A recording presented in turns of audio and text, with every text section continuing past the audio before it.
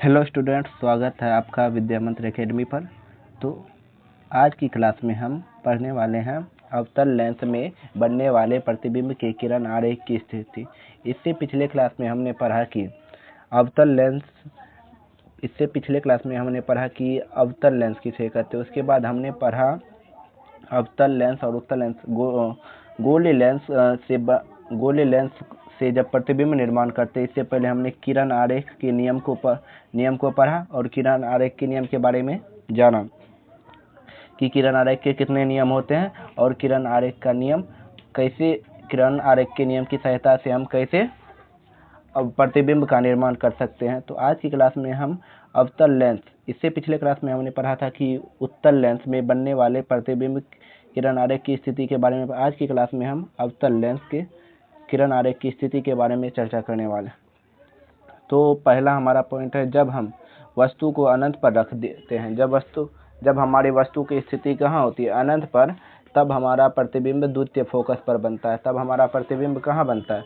तब हमारा प्रतिबिंब जो है ना, द्वितीय फोकस पर बनता है।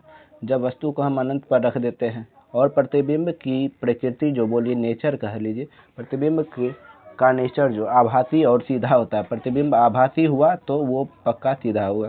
प्रतिबिंब की प्रकृति आभासी और सीधा होती है, ठीक। और प्रतिबिंब का आकार जो होता है वो बहुत छोटा होता है। प्रतिबिंब का आकार कैसा होता है? वो बहुत छोटा होता है। तो दूसरी स्थिति हमारे ये किरण आरेख बनने की स्थिति, जब वस्तु को लेंस और प्रथम फोकस के बीच रखा जाता है। जब वस्तु को लेंस और प्रथम फोकस के बीच रखा जाता है, तब हम प्रतिबिंब जो बनता है, प्रतिबिंब की स्थिति लेंस और द्वितीय फोकस के बीच बनता है। जब वस्तु को कहाँ रखा जाता है? जब वस्तु को लेंस और प्रथम फोकस के बीच रखा जाता है तो प्रतिबिंब की स्थिति जो होती है लेंस और द्वितीय फोकस के बीच। और प्रतिबिंब का आकार, प्रतिबिंब की प्रकृति कह लीजिए कैसी बनती है? प्रतिबिंब की प्रकृति आभासी और सीधा बनता है। प्रतिबिंब की प्रकृति आभासी और सीधा बनता है, ठीक। प्रतिबिंब का आकार जो बनता है वह बहुत छोटा होता है। प्रतिबिंब का आकार वह बहुत छोटा है। जब वस्तु को कहाँ रखा जाता है? जब वस्तु को लेंस और प्रथम फोकस के बीच रखा जाता है तो प्रतिबिंब जो बनता है हमारा लेंस और द्वितीय फोकस के बीच बनता है। और प्रतिबिंब की जो प्रकृति होती है वो आभासी और सीधा होती है और प्रतिबिंब का आकार जो होता है वो काफ़ी छोटा होता है। तो अवतल लेंस के बारे, किरण आरेख के बारे में हमने जाना। अब जानते हैं हम अवतल लेंस को कहाँ कहाँ उपयोग में लाया जाता है। तो पहला उपयोग हमारा अवतल लेंस तैरने में तैराकू विमान में हमें अवतल लेंस का प्रयोग करना पड़ता है। दूसरा है हमारा चश्मे में, किसी व्यक्ति को किसी प्रकार आँख में संबंधी बीमारी हो जाती है तो उसके निवारण के लिए जो चश्मे लगाए जाते हैं, तो वो चश्मा उस आदमी के दोष के अनुसार दिया जाता है, चाहे वो उत्तल लेंस का भी हो सकता है और अवतल लेंस का भी हो सकता है, ठीक।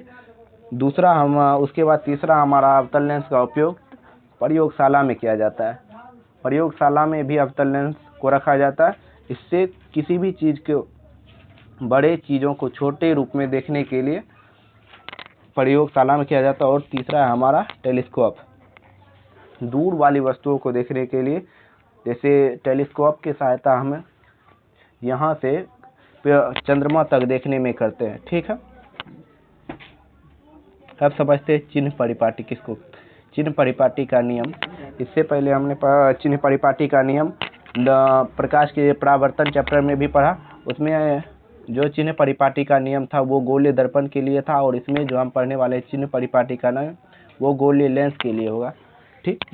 उसमें था कि गोलीय दर्पण में जब वस्तु की प्रतिबिंब का निर्माण होता है तो उस प्रतिबिंब के स्थान, प्रकृति और स्थिति के निर्धारण के लिए जो परिपाटी की आवश्यकता होती है उसे चिन्ह परिपाटी कहा जाता है, ठीक।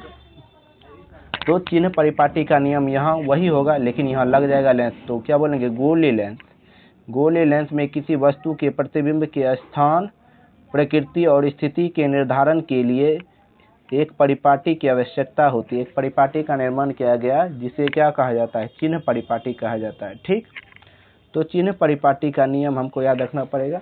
तो पहला नियम चिन्ह परिपाटी में हमारा है कि सभी दूरियां गोलीय लेंस के प्रकाशिक केंद्र से मापी जाती है। सभी दूरियां कहाँ से मापी जाती है? गोल्डी लेंस के प्रकाशिक केंद्र से मापी जाती है। वहाँ गोल्डी दर्पण में हमने पढ़े थे कि सभी लेंस कहाँ से मापी जाती है?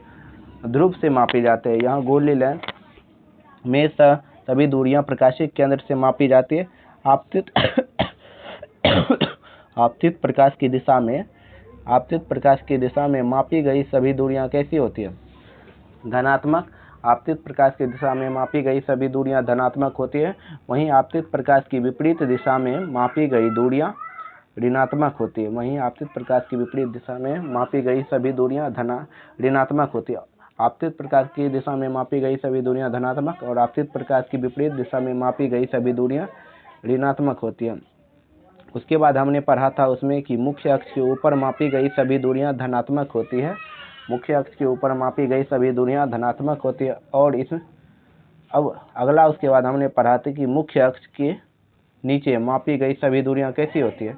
ऋणात्मक होती है। मुख्य अक्ष के मापी गई सभी दूरियां ऋणात्मक होती है। ठीक, तो मुख्य अक्ष के नीचे मापी गई सभी दूरियां ऋणात्मक होती हैं।